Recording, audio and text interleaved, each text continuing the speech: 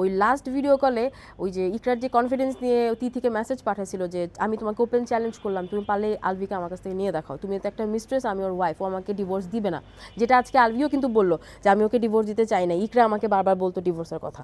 আবার যেদিন ও মারা যায় 10:46, আমি বারবার বলি 10:46 হচ্ছে আমাদেরকে সকালবেলা মেসেজ করে যে আমি আজকে নেপাল যাব, নেপাল গিয়ে আমি তিথিকে চুল ধরে টেনে নিয়ে আসবো। মনে হয় 22 সেকেন্ডের ভিডিও কলে ইকরা আউট অফ নো ওয়্যার একটা সুন্দর জামা পরে বের হতে যাওয়ার আগে দিয়ে বলবে এই আমাকে শেষ দেখে নে, আমি ঝুলে গেলাম। প্রাইভেট গ্রুপ চ্যাটে আসলে আমাদের আগের দিন যেটা হয়েছিল কি, ইকরা মোটামুটি কনফার্ম ছিল, ওর ডিসাইডেড ছিল ওর, যেমন ও আপনারা দেখছেন হয়তো যে ও স্টোরি দিয়েছিল রুম শিফট করে ফেলছিল, আমি এটা আগেও বলেছি রুম শিফট করেছিল, আর ওর রুমে ওর যে ফার্নিচারগুলো আঙ্কেল ওকে বানাই দিছে সেগুলো ও নিয়ে আসছে। তো ও বলছিল যে আমি এই রুমে আমার ফার্নিচারগুলো নিয়ে আসলাম, বের হয়ে যাওয়ার সময় আমি তাহলে আমার এই ফার্নিচারগুলো নিয়ে যেতে পারবো, ও বাসা শিফট করবে, আলভি বাংলাদেশে আসলে ও হচ্ছে ডিভোর্সের জন্য করবে, কথাবার্তা বললে ও ডিভোর্সে চলে যাবে। সো যেখানে ও ডিভোর্স নেওয়ার প্ল্যান করছে, রুমও আলাদা করছে, তো সেখানে তো আসলে সুইসাইড করার কোনো কথা না। আর যেদিন হচ্ছে সুইসাইড করে তো ওই দিন সকালবেলা ও আবার এটাও বলছে যে আমি আমার জব তারপর হচ্ছে বিজনেস সব কিছু দাঁড়া করাই, প্লাস হচ্ছে আমি বাসাও শিফট করবো, বাসাও কিন্তু খুঁজতেছিল। তো এর মধ্যে আবার যেদিন ও মারা যায় 10:46, আমি বারবার বলি 10:46 হচ্ছে আমাদেরকে সকালবেলা মেসেজ করে যে আমি আজকে নেপাল যাব, নেপাল গিয়ে আমি তিথিকে চুল ধরে টেনে নিয়ে আসবো। তো আমরা বললাম আচ্ছা ঠিক আছে ওকে। তো ওই দিন তো আমাদের ইফতার করার কথা ছিল একসাথে, তো বললাম এই তো এতটুকু, লাস্ট কথা এটাই ছিল যে আমি নেপাল যাবো। ইভেন ও কিন্তু নেপাল যাওয়ার জন্য ও আপনারা জানবেন ওর অর্ক যে ওর অ্যাসিস্ট্যান্ট, ও কিন্তু বলেছে যে ম্যাডাম বলেছে আমি লাগেজ টাগেজ গুছাচ্ছিলাম। আর ও কিন্তু বাসায় এরকম ড্রেস পরে না, ওর গায়ে যে কাপড়টা ছিল যেটা পরে হচ্ছে ও সুইসাইড করেছে বা যেটা পরে ওর বডিটা ছিল, ও কিন্তু এই বাসার ড্রেস না, এটা বাইরের ড্রেস, ও কোথাও যাচ্ছিল। অ্যান্ড আলভিও আজকে বলেছে লাস্ট কল ওর নাকি 22 সেকেন্ডের ভিডিও কল, 22 সেকেন্ডের ভিডিও কল নাকি হয়েছে, কি হয়েছে সেটা তো আলভি বললো। তবে ওই আপনাদের কি মনে হয় 22 সেকেন্ডের ভিডিও কলে ইকরা আউট অফ নো ওয়্যার একটা সুন্দর জামা পরে বের হতে যাওয়ার আগে দিয়ে বলবে এই আমাকে শেষ দেখে নে, আমি ঝুলে গেলাম? আপনাদের এটা বিশ্বাস হয়? সো এটা তো তদন্ত হওয়া উচিত।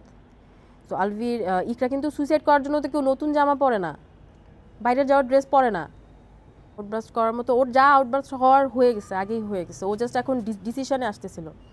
হ্যাঁ তবে এটা ঠিক যে ওর যে একটা কনফিডেন্স ছিল, এখন আমাদের ধারণা বারবার আমি এটা আগেও বলছি যে ওই লাস্ট ভিডিও কলে কি হয়েছিল সেটা আপনারা জানেন, কারণ ইকরার ডিসিশন না জানানোর নিচে একটা থাকে না যে আমি চিন্তা করা এক জিনিস, ওভার থিঙ্ক করা এক জিনিস, ইমাজিন করা এক জিনিস, আর চোখে দেখা এক জিনিস। আমি ইমাজিন করলাম আমার হাজব্যান্ড করতেছে কিছু একটা, আমি জানি, কিন্তু আমি চোখে দেখলাম আমার হাজব্যান্ড একটা কিছু করতেছে, সেটা কিন্তু একেবারেই ডিফারেন্ট। তো আমার কথাটা হচ্ছে ওইটা, ইকরা জানে সবই।